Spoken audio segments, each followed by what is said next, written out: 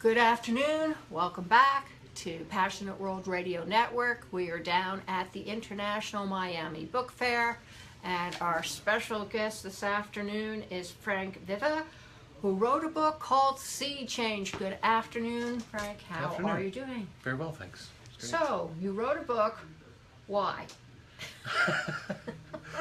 Well, I'm an illustrator by trade and a graphic designer by trade. But as a graphic designer, I ended up doing a lot of writing. Right. One of our clients is Le Creuset, the French cookware company. So I did a lot of writing for those guys. And I thought, it would be a neat challenge to combine the things I know, which are graphic design, illustration, and writing, and somehow combine those in some sort of Venn diagram and see if I could come up with something a little bit new and a bit of a new form. Well, you certainly did that, and I understand exactly where you're coming from. My son is a graphic illustrator as well, and he writes, and he also illustrates, and I see how he does it, and it's quite an interchange between the two arts. Yes. Yeah, well, I think there's a lot of overlap. I mean, before Sea Change, I did 6 or so children's picture books. Now, the thing about picture books is the interplay between writing and illustration. In other words, you want the illustration to do what it does best in terms of storytelling, and you want the writing to do what it does best in terms of storytelling, and have those two disciplines as interconnected as possible with as little overlap as possible, and let them do what they do best to contribute to the storytelling, I guess.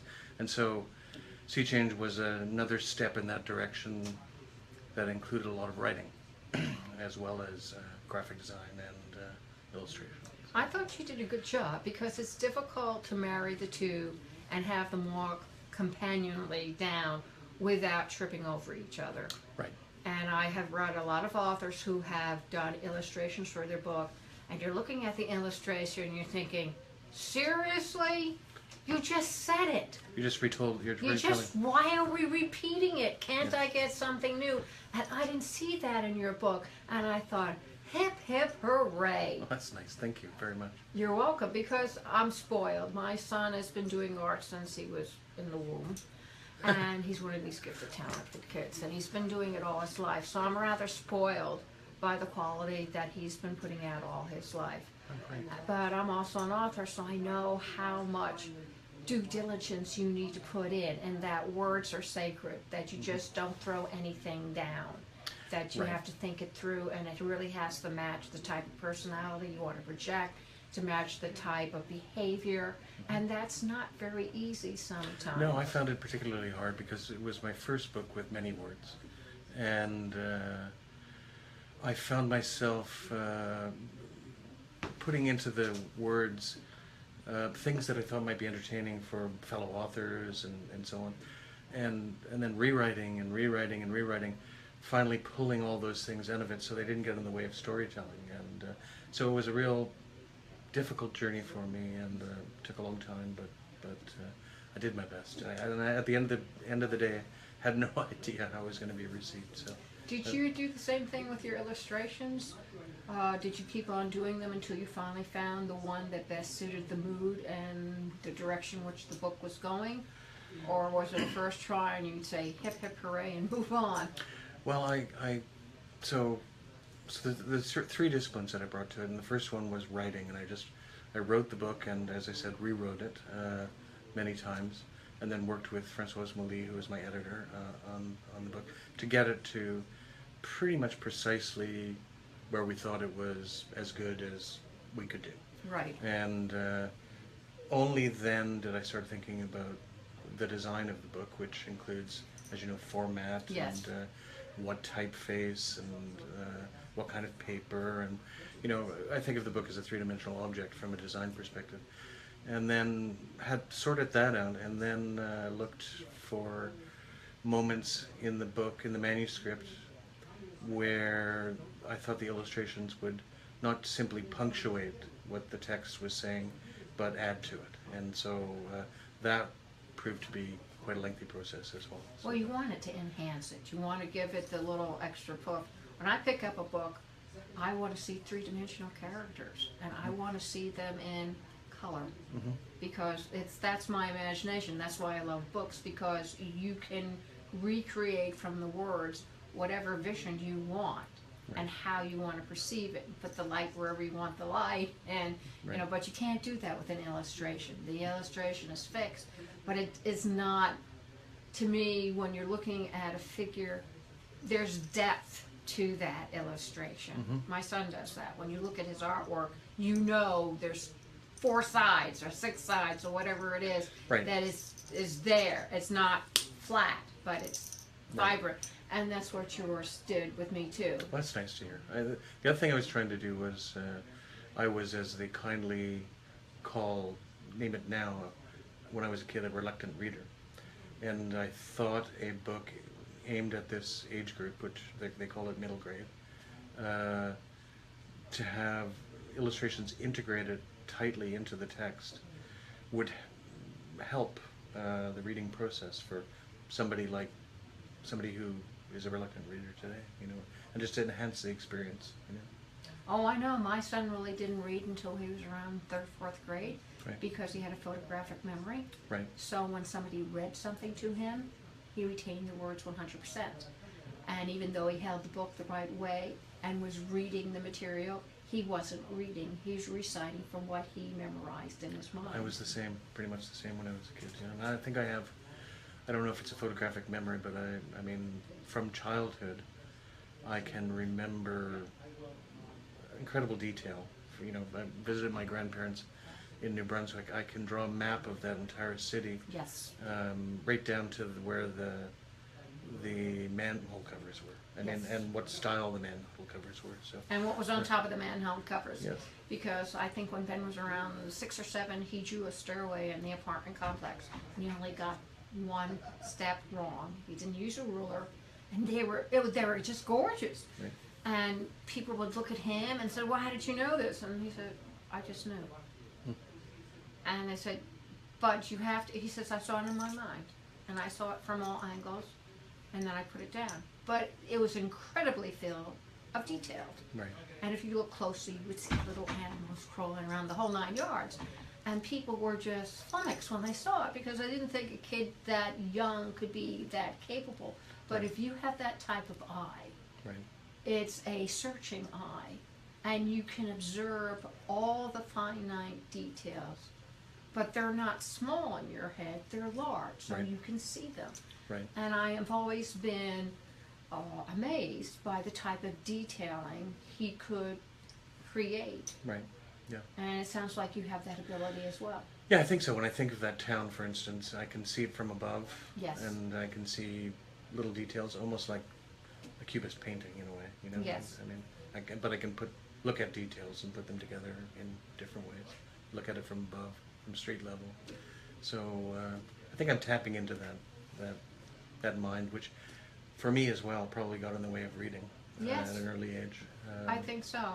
I mean, I read a lot to him, and I think it made a big difference. And even though he wasn't reading, he at least he was very visual, and he can take one look at something and just put it together as if he was there originally when they, planned it out. Right, right. So, what's your next in line? Well, I've got several books just at the beginning stage. The promotion of this book has been fairly lengthy. I've been to, recently, in a fairly compressed period of time, many book fairs, and in Greece last week, for instance. So I'm just coming to the end of all that, and I've got about 3 projects just in their infancy.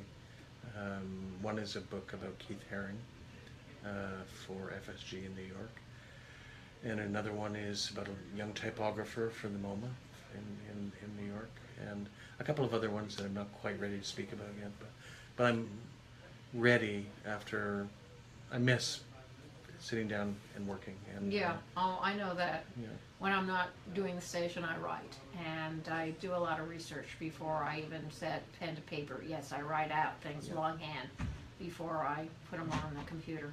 Well, I've also got my first adult fiction novel underway, and it's going to.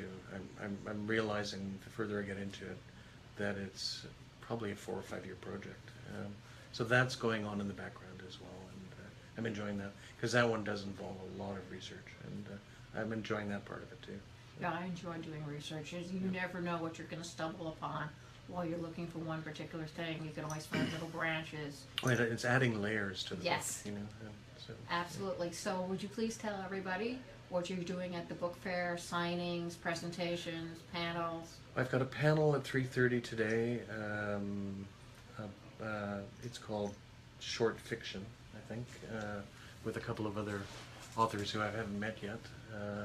And we're talking about, I guess it's based on the fact that I've done a bunch of children's picture books, on what you can do with very few words, and getting to the essence of a story. And I've got another panel tomorrow, and I actually haven't looked yet. You're afraid to look. I don't blame you. If people like to find you on the World Wide Web, where could they find you? I run a graphic design studio in Toronto, and it's called Viva & Co. So it's VIVAANDCO.com. Great. Do you do illustrations for other authors for the books? I'm considering taking on I haven't so far, but Okay. I'm quite interested in exploring that possibility and seeing what that's like. Just seeing what it would be like to collaborate with an author on the book. Well, I've been told that book covers are very lucrative. Book covers? Yes, for those type of books. Okay, that's But good to know. just don't say you heard it from me. That's what my son also does, is he does book covers for people, any kind of book, but it's mostly for kids' books and stuff. Oh, great. Great. So Yeah, it's something to keep in mind. I will look into that for sure. Good. Yeah.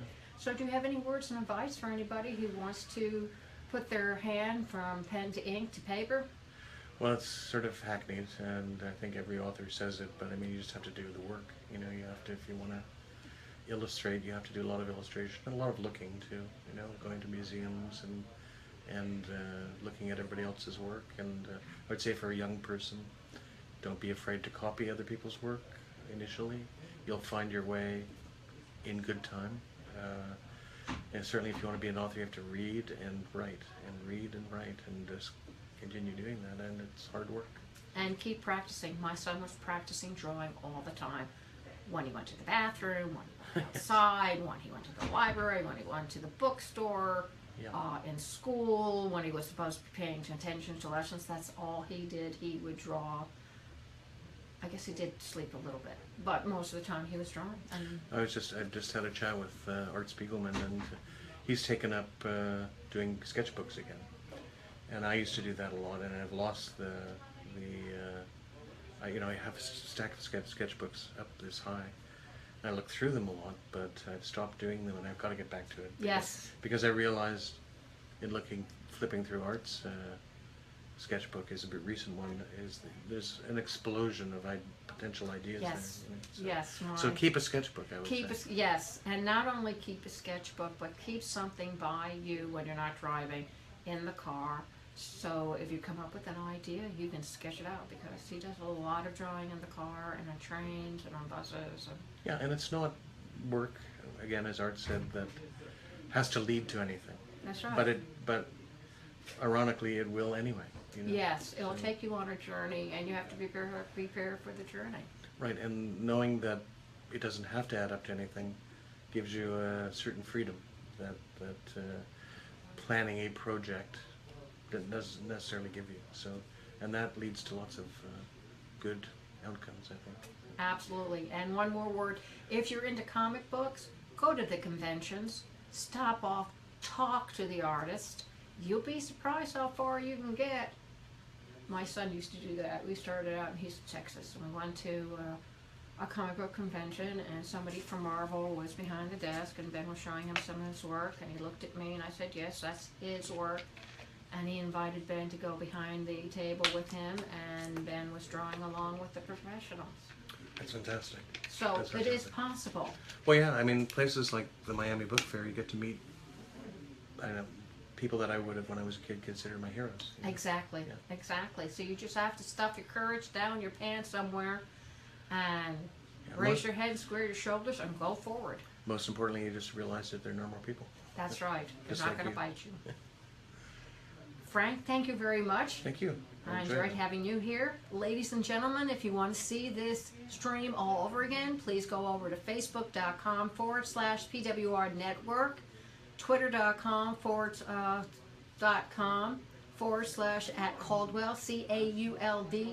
CAULDWELL, at passionateworldradionetwork.com. And remember, distinguish yourself from the ordinary. Thank you. Oh, you're